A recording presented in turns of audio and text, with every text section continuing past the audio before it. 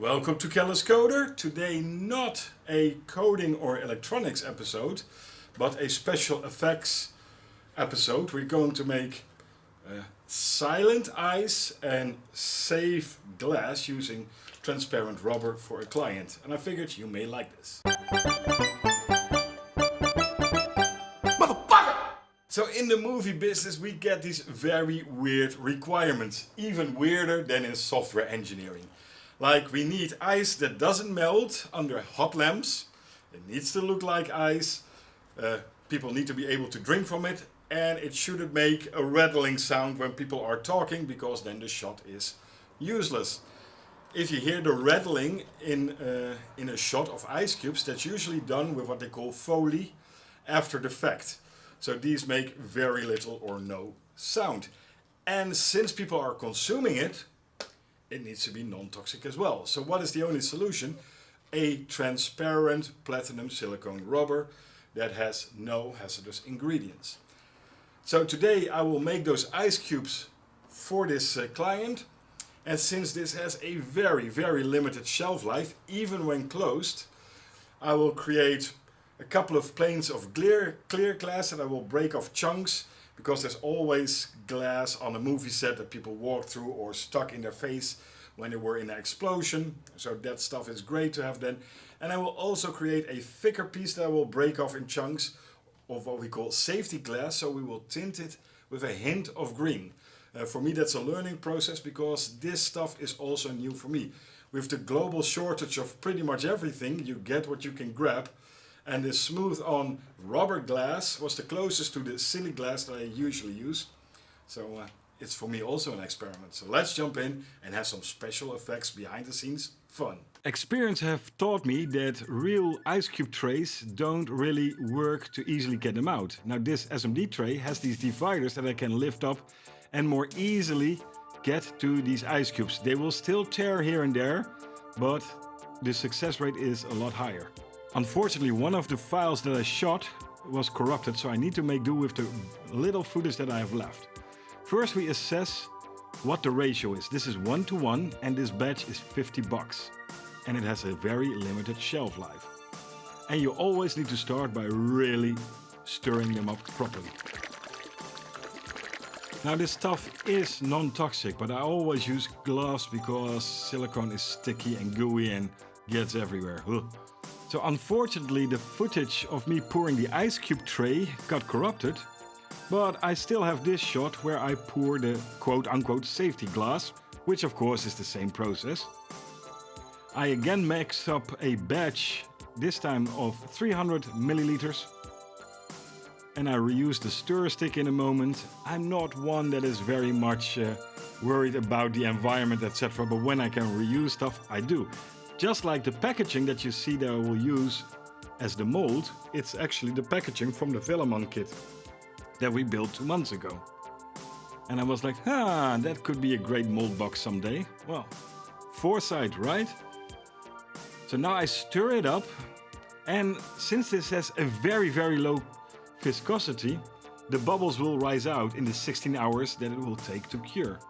Now this is silicone pigment, and you need a very, very tiny amount to color stuff, and it gets really opaque very quickly. So we need to be very careful here. I want just a tint of green, so it's better to sneak up on the color. And I always start by just putting on a drop, getting a resistor lead and just dabbing it in slowly but surely and creep up on the color. Because we can always make it darker, but never lighter. So here I just put the tiniest amount in. Well, that barely did anything, so I put some more in, stir it up. And this stuff tends to also stick to the side, so you really need to stir it up properly. So I decide I need a bit more.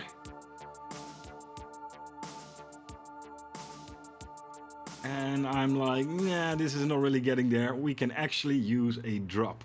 And that's all I'm using here, a single drop. Look at that.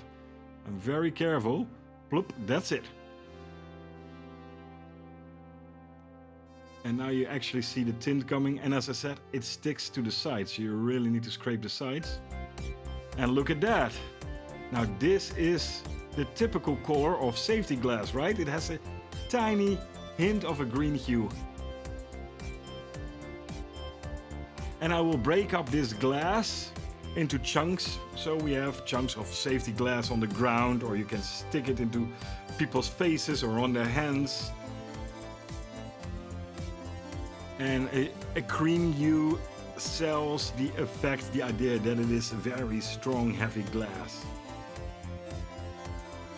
And now we just pour it like I did with the ice cubes, which I don't have the footage of, unfortunately.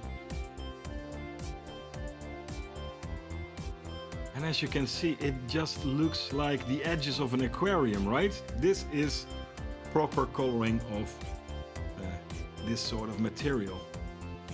And you can reuse these cups, just let the stuff cure and clean them out, and you can reuse them only with silicone then. And here they are curing on my leveled workbenches. So that is the safety glass. Look, it's about a centimeter thick. That's cool. That's what I wanted. This is the control pot, my first one. Here's the ice cube tray and the two little clear glass that I will break chunks of for sticking onto people's faces, hands, etc. We don't let anything go to waste. So it's now 8 hours further and I got out the test piece and I start to actually cut it, because this is usually the time that you want to make shards. And it's half cured, then you can easily still cut and snap and tear it without it actually being too brittle. While the silent ice is curing a bit further, I want them a bit firmer, I will show you a little quick 5-minute makeup. I use my Powder Effects alcohol activated palette, this lovely little glue Aquafix, which is basically a medical glue, and I apply it on my hand and I wait until it's completely translucent. And I do the same on the shards that I'm going to stick to my hand. I spread the Aquafix a bit thinner, so it cures a bit quicker. Then when the glue is transparent on the pieces, I cut off tiny little shards, slivers, because usually those are the ones that penetrate the skin, not the big ones. And stick them to the back of my hand. Come on, get into place, you little bugger. Yes, there I want you. I use the alcohol activated palette with the rose adjuster to actually go around the shards and make it a bit more pink, because your body will instantly inflame when it gets penetrated. That sounds weird, but you know what I mean. And a little goes a long way. Sorry, it's a bit out of focus I now see, but yeah. It's hard doing makeup on yourself before a camera. Then I go in with the red, the dark red, and just put a little wash around and on top of that as well. As you can see, it already starts to bring it out. Now I bring in the alcohol activated blood. This is really great stuff, really expensive, but it stays on there forever and ever until you use alcohol to get it off. And a little goes a long way. People tend to overdo blood on effects, and that breaks the effect. Then I thin out the blood with the alcohol, make it a nice little drippy. Blood almost instantly starts to coagulate. So I put some dried blood around some of these wounds. Also some darker dried blood. I like that a lot more in color and contrast. Just little dabs. And I will just use some brown pepper to mimic the dirt and the grit, etc. Otherwise it's too clean.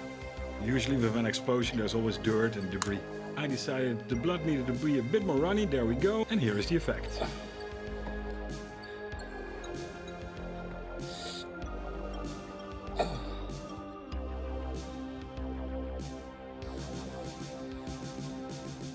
After a 5-minute makeup and another 4 hours, I could unmold the silent ice cubes.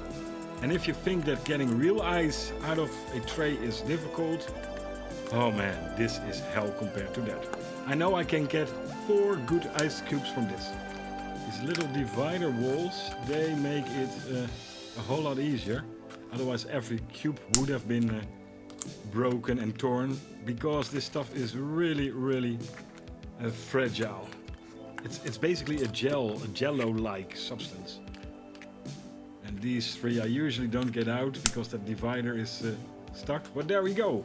We got our silent ice cubes.